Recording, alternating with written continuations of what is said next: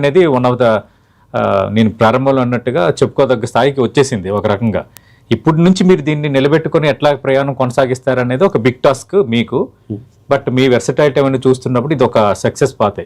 ఎందుకంటే మీరు చిన్నప్పటి నుంచి చూస్తున్నప్పుడు ఇప్పుడు అశ్విని దత్, దేవివర్ ప్రసాద్ ఇట్లా ఒక ఏస్ ప్రొడ్యూసర్స్ కొందరు ఉండేవాళ్ళు, డైరెక్టర్లు కొందరు ఉండేవాళ్ళు. మళ్ళీ ఆ తర్వాత అది కొంచెం తగ్గింది. ఎందుకంటే కొత్త కొత్త ప్లేయర్స్ వస్తున్నారు, కొద్ది రోజులు ఉంటున్నారు, వెళ్ళిపోతున్నారు.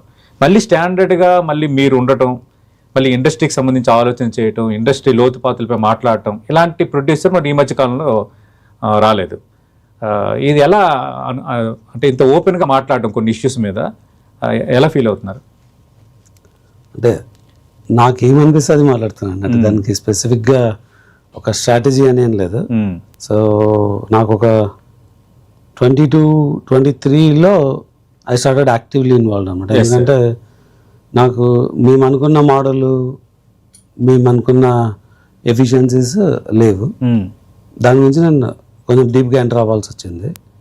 వచ్చినప్పుడు నేను ఫేస్ చేసిన ప్రాబ్లమ్స్, దానికి రూట్ కాజ్ ఏమి అన్నది ఈ ఒక నెక్సస్ ఉండడం అన్నది ఒక పెద్ద ప్రాబ్లమ్.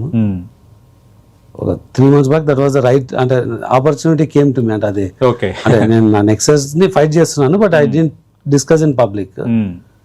ఇక్కడ ఒక పబ్లిక్ ప్లాట్ఫామ్లో ఆ సిచ్యుయేషన్ వచ్చి అన్ఎక్స్పెక్టెడ్గా నేను ఛాంబర్ నుంచి బయటకు వస్తున్నప్పుడు ఒక మీడియా దీనిలో ఒక స్టేట్మెంట్ చెప్పడం వల్ల కొంతమంది కాల్ చేసి నన్ను క్లారిఫికేషన్స్ అడగడం, అది లూప్ లైన్లో వెళ్ళిపోయింది.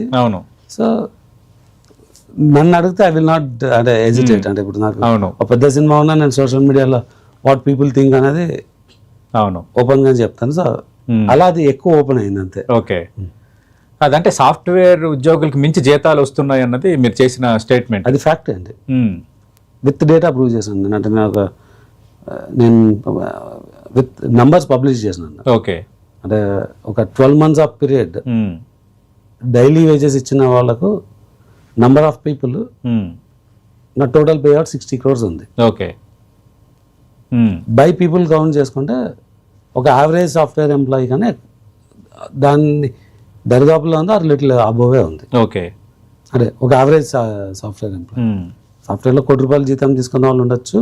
అలా ఇండస్ట్రీలో కూడా మీకు ATL, BTL అంటారు, above the line, below the line. Okay, above the line always much higher than software ఉంటుంది. ఓకే, అదే బిగ్ క్రీమ్. మనం మాట్లాడుతుంది బిలో ద లైన్.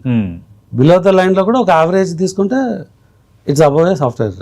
సో అది విత్ డేటాతో నేను పబ్లిష్ చేస్తాను. సో దాంట్లో క్లారిటీ 100% ఉంది.